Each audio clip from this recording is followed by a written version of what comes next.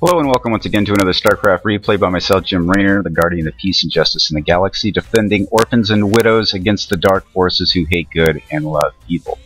And today we are on Daybreak. I'm going up against a Protoss player named Lasalle. On the lower right, the blue Protoss, I am the red Terran on the top right of the same map. And what I'm going to do is go through this rapidly. Actually, I'll slow it down for the build order. This is a cheesy, shameless cheesy build. And it works maybe 3 out of 4 times that I try it if I do it successfully. This is a mass banshee build. Did I say cheesy? Yes. It is cheesy. And it requires very little skill, which is excellent for me. The way it works is you fast expand and then ring your entire base with missile turrets so he can't even get an observer in and know what exactly you're building. Depending on what he does, if he goes mass void ray, you're screwed.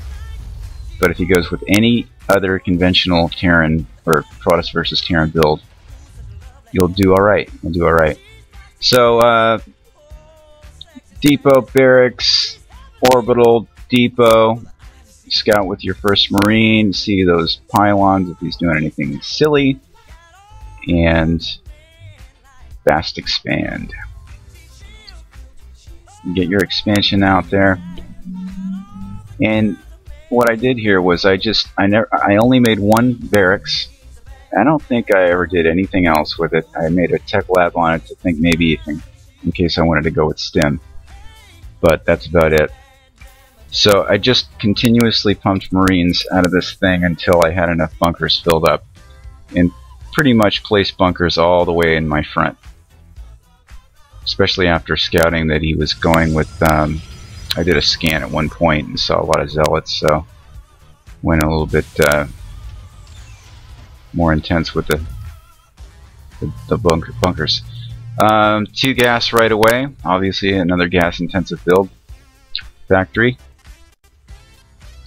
And you definitely want to get, when it's as soon as practical, a engineering bay, and get your first missile turret right about here. That's going to shoo away any observers and DTs.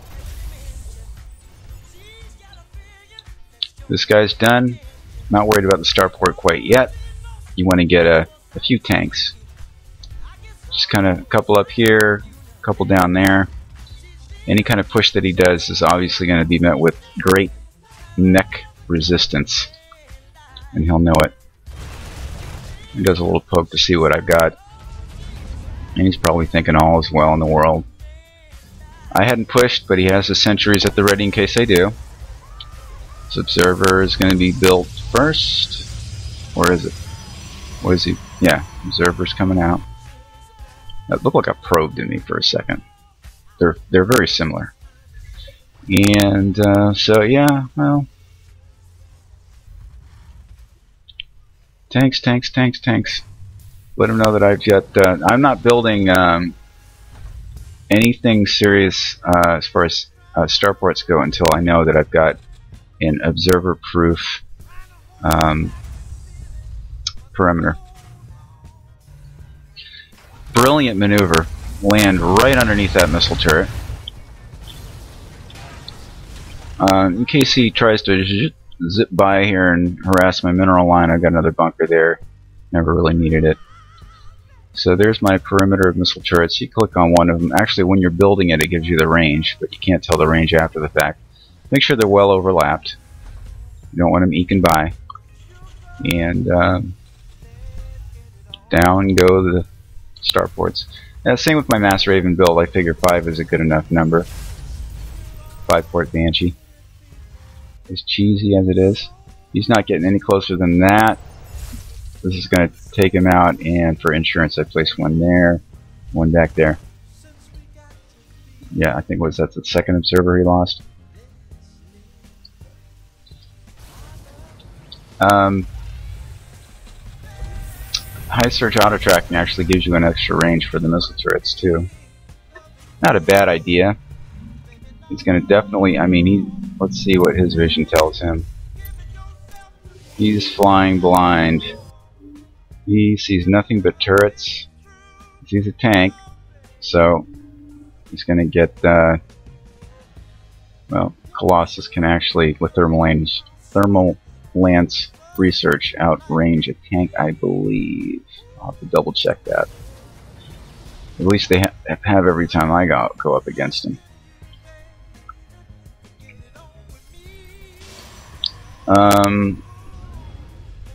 So how many tanks do I have got? 5 total. I think I'll stop there and just focus on my Banshees. What I do is, in addition to the Banshees, I put in a couple of Vikings and a Raven as well. Now it's going to pop any observers that he has in his army, so I can freely cloak and go about my business, killing stuff unfettered. So I'm really oversaturated. Time to expand. I hope I left myself enough room to build anything. Somehow, way or another, I ended up getting a command center built in all this mess. So he's got his 3rd on the way there. He's actually ahead on expansions. And he's ahead on food. Army value. Look at that. He's well over me. By over a grand. A grand and a half. So, that's the signature build that I do. I'm always behind. I'm behind on everything. APM.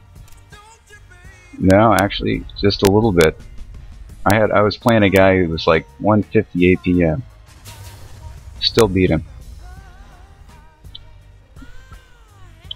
APM is not the most important thing in the world. The most important thing is unit composition, positioning, upgrades, timing, decision making, in-game decision making, the ability to be flexible. If you just say, "I'm gonna make Marines," yeah, you're never gonna win. You're not gonna get very far. So I just fly my command center over there, press O to grab a few SCVs while in flight. He has that, which is gonna block me. I've got my Marine at the ready to block him. I think I sent a Marine over here, which got taken out. Yeah, I took out some of his... No, I didn't. Whatever. So I see this and I go, okay, this is where it's going to start. I'm going to attack his pylon, and he's going to send his army over. So I thought, well, I don't want to give up my ace in the hole yet and reveal my Banshees, so I thought I'd just pop out my Marines from the bunkers and take out this pylon. See, he's already on the move. That way he'll think, okay, all I have to worry about is Marines. Piece of cake. Meanwhile, I'm going to mobilize my Banshee. Let's slow it down here for the action. So I drop that. He's going to wreck me, so I lift my bunker up. Correct? Yes. Cloak. And let the fun begin. And away he goes. Holy guacamole, I was not anticipating this crap. Cheesy bastard. I don't think he even had an observer in his cluster there. He does. He's on the way.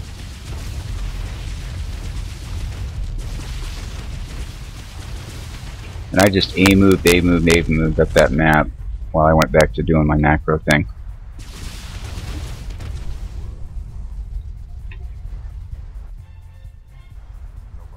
Nobody but you and me. We got it together, baby. And let's go with this observer. Yes, pop this observer. All I need now is Banshees. Just because I can, I decided to drop a few auto turrets. We'll give the Zealots something to do.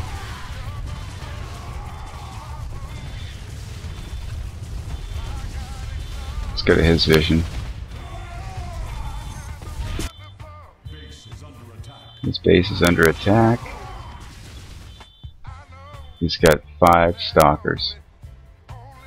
Can you make any more? He's got 5 gates, that's it. You'll need a buttload more on that. He is expanding to the north. Rather than go to his main where his army is, I thought I'd choke him, hit him as an expansion, because his main and natural are going to be more mined out and less valuable to him.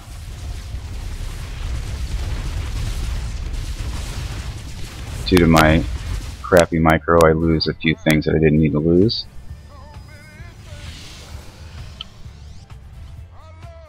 Our love is so new. Only you could bring it. I can see it's you. And then I lose my good stuff. All I got left is Banshees. He's going to try to feed back, but we didn't really get much of a chance to. The threat of invisibility. Invisible thing is shooting at me. What am I going to do? I start to run out of energy, but just due to sheer numbers, there's really nothing to worry about at this point. Just queued up, right click, queued up all the attack moves, and he's out. So that's something you can try if you're feeling cheesy enough. It works more than it fails. The times that it doesn't work is when obviously they find out about it and are able to come up with a counter, which would be a sufficient amount of stalkers. I had a real easy time with this one. He didn't really attack me at all. If they attack you early and find out you got Banshees, then you're in trouble, because the whole thing is the art of surprise, and that's why you do the missile turret thing, so he has no idea what unit composition you have. So that's the build. I'll see you guys on the flip side.